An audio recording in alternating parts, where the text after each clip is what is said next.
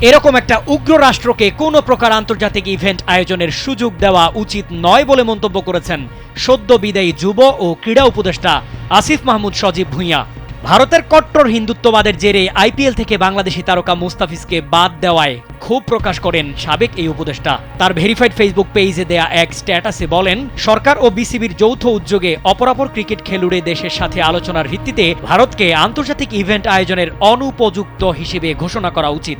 5 আগস্টের পরেও বাংলাদেশে বিভিন্ন ডিসিপ্লিনের অসংখ্য টুর্নামেন্ট আয়োজন করা হয়েছে, যেখানে ভারতীয়রা সম্পূর্ণ নিরাপদ এবং প্রতিযোগিতাপূর্ণ পরিবেশে অংশগ্রহণ করেছে। এতে কমেন্টে চলে নেটিজেনদের মন্তব্যের ঝড়। নিলামে 12.5 কোটি টাকা বিক্রি হওয়া মুস্তাফিজকে সম্পূর্ণ অক্রিকেটীয় কারণে ইন্ডিয়ান প্রিমিয়ার লিগ থেকে বাদ দেওয়ায় ইতোমধ্যে ক্ষোভে উত্তাল দেশের ক্রিকেটাঙ্গন।